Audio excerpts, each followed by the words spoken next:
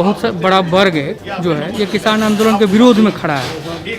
मतलब किसान आंदोलन को जो जिस रूप में चल रहा है उस रूप में कवरेज नहीं मिल पा रही है, जबकि सोशल मीडिया बहुत एक्टिव है इस मामले में और ये मेन स्ट्रीम मीडिया में कवरेज उतना नहीं। अब इतना बड़ा आंदोलन है तो जिस हिसाब से कवरेज मिलनी चाहिए उतनी मिल नहीं पा रही है, जिस कारण से देश के अन्य जो भाग हैं वहाँ आंदोलन की बातें उतनी पहुँच भी नहीं पा रही हैं। इस बारे में आप कुछ बोलना चाहेंगे? जी बिल्कुल, आपने बहुत अच्छा सवाल कर दिया और ये सवाल शायद कोई मीडिया वाला नहीं करता जो आपने कर दिया, इसलिए आपका धन्यवादी भी हैं। और मेरे को लगता है कि आप बड़े सुलझे हुए पत्रकार हैं जिन्होंने इतना बड़ा सवाल कर दिया।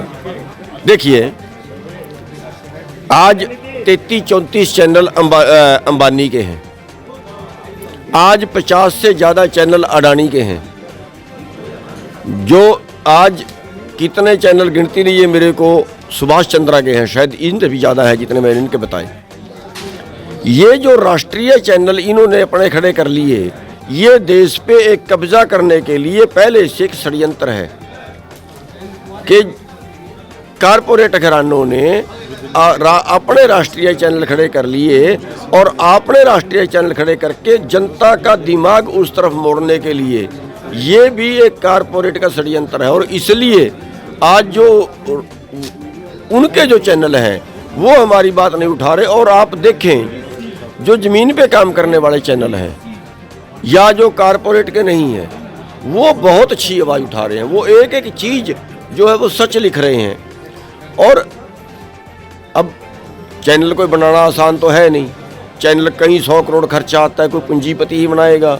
और जब पूंजीपति बनाएगा तो आज की जो लड़ाई है वो जनता वर्सेस पूंजीपति की है। जब जनता वर्सेस पूंजीपति का, तो पूंजीपति का ही चैनल फिर अपने विरुद्ध क्यों बोलेगा, ये एक बड़ा सवाल है। इसलिए आज का जो टाइम है, आज का जो क्रेज है, वो बता दूं, आज का जो क्रेज है वो छोटे चैनल को ज़्यादा लाइक कर रहे हैं लोग। आप एक पोस्ट डालते हैं, कई लाख उस पर लाइक आ जाते हैं, इसलिए कि जो छोटा चैनल है, एक यूट्यूब चैनल है, उस पर ज़्यादा विश्वास कर रहे हैं कि ये खबर सच्ची है, और होती भी सच्ची है। और जो बड़े चैनल हैं, वो राष्ट्रीय चैनल है, जो अंबानी अडानी के इन जैसे लोगों के चैनल है, उन पर लोगों ने विश्वास करना छोड़ दिया है।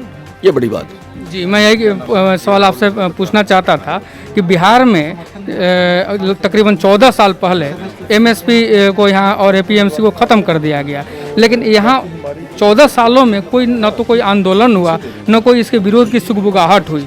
इतना बड़ा आंदोलन जो आप लोग देश में चला रहे हैं दिल्ली में, राजधानी में, उसकी भी कोई एक तरह से कहें कि आँच यहाँ तक पहुँची नहीं अब तक। तो इसके पीछे आप क्या कारण मानते हैं? जी बिल्कुल, आपने ठीक सवाल किया है कि 14 साल पहले जब यहाँ पे एक्ट खत्म हुआ था, तभी यहाँ पे बवाल मच जाना चाहिए था, तभी यहाँ पे बहुत कड़ा आंदोलन होना चाहिए था। लेकिन यहाँ जो है हमारे देश में वोट तो डलती है धर्म के नाम पे और जातिवाद के नाम पे, वोट तो यहाँ किसानी के नाम पे नहीं डलती। और जो राजनीतिक पार्टियाँ होती हैं उनका बेफोकस उस चीज़ पे होता है कि जिस मुद्दे से वोट ज़्यादा मिले। अगर जातिवाद का नाम लिए से वोट ज़्यादा मिलेगी तो जातिवाद पे बात जाएगी, अगर धंधे का नाम लिए से ज़्यादा वोट मिलेगी तो धंधे पे बात आ जाएगी। तो हमारे देश में और बिहार में ज़्यादा है, बिहार में जातिवाद और धर्मवाद बहुत ज़्यादा है। यहाँ का तो सारा चुनाव इन चीज़ों पे होता है। तो ये हमारे देश पिछड़ेपन का कारण है। और दूसरा ये है कि एक थ्योरी है कि जितना आदमी को गरीब करता जाएंगे, जितने गरीब करते जाएंगे, उतना वो बोलने का बल बचेगा ही नहीं। तो यहाँ के जो लोग हैं वो बोलने का बल बचे ही नहीं, उनको पहले पेट की भूख है। अब यहाँ से एक आदमी पंजाब में गया, 1 साल वापस नहीं आया, तो वो यहाँ की लड़ाई कैसे लड़ेगा? वो तो अपने पेट की आग बुझाने के लिए पंजाब में गया हुआ है। तो ये आप देखें, दिल्ली के अंदर, पंजाब के अंदर, हरियाणा के अंदर जितने भी जगह है, उसमें अगर हम रेडी फड़ी वाले देखें, उसमें अगर हम मजदूर देखें, सारे बिहार के मिलेंगे या उत्तर प्रदेश के मिलेंगे।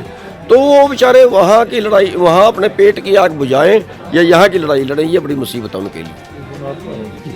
तो आपको क्या लगता है कि इसका कोई समाधान निकट भविष्य में निकलने वाला है? जो आप लोग आंदोलन कर रहे हैं उस पर सरकार कुछ कार्रवाई आगे करेगी? आप लोगों की मांग को मानने की तरफ कुछ उस सरकार का रुख नजर आ रहा है क्या? देखिए, हम तो तब तक लड़ेंगे जब तक जीत नहीं जाते, या फिर वहाँ पे जो कुछ भी हमारा हो, अगर शहीदियाँ भी वहाँ पे होगी तो हो जाएं। हम तो लड़ेंगे आखिरी सांस तक। लेकिन हम ये चाहते हैं, बिहार में मेरा आने का मकसद केवल इतना है कि बिहार के लोगों में जागृति आए। पहले जागृति फिर संगठन, फिर आंदोलन।